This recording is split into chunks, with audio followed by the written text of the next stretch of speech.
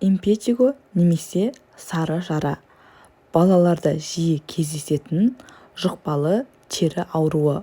Оны қоздырғышына байланысты егер стрептококктан жұққан болса стрептодермия, стафилококк бактериясынан жұққан болса стафилодермия деп атайды. Және кейде бөртпеде іріңдіктің түзілуіне байланысты пиодермия деп те атайды. Сары жара балаларда өте жиі кездеседі. Себебі балалардың терісінің қорғаныш қабаты әлі толық жетілмеген. Көбінесе жаз мезгілінде жиі шығады. Сары жара өте жұқпалы. Ауру адамнан сау адамға жұғады.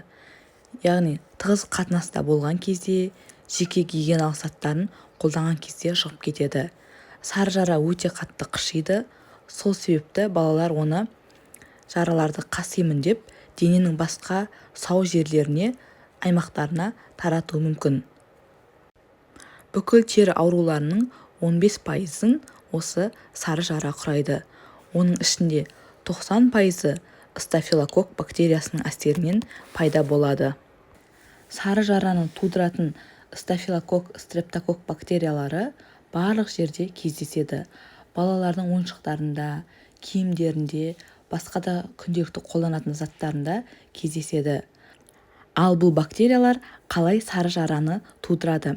Біріншіден, егер баланың терісінде әртүрлі жарақаттар болған болса, бала терісін кесіп алған болса, тіліп алған болса, немесе бір жәндіктердің шаққан орны болса, соның жәндіктің шаққан орнын қасыған ізі, жаралары болса, және кейбір балаларда мұрнынан жиі су аға бергендіктен мұрын айналасы жара болып қызарып кетеді. Сол жерлерден осы бактерия енеді де, осы жерде сары жара дамиды. Ал пайда болған сары жара, яғни бөртпені бала қасиды, сол арқылы денесінің басқа бөліктеріне таратады. Және басқа балалармен де, адамдармен де қатынаста болу арқылы оларға жұқтырады. Бактериялар ауру балалардың қолданған заттарынан, ойыншықтарынан, киімдерінен, сүлгілерінен сау балаға жұғады. Ал бөртпенің орналасқан жері ең жиі ауыз мұрын ұшпыршы аймағында, езулерде, иекте, ерінде орналасады. Сондай-ақ бастың шашты бөлігінде, аяқ пен қолдарда кездеседі. Сары жара кезінде бөртпе қандай болады? Бірінші, теріде мөлдір, түссіз, сұйықтыққа толған көпіршіктер пайда болады. Бұл көпіршіктер қатты қышиды, бала оны қасиды да, ал қасыған соң бұл көпіршіктер оңай жарылып кетеді. Ал содан кейін қышуы азаяды. Ал бұл көпіршіктер жарылғаннан кейін оның астында жалтыраған тері, яғни дақтар қалады.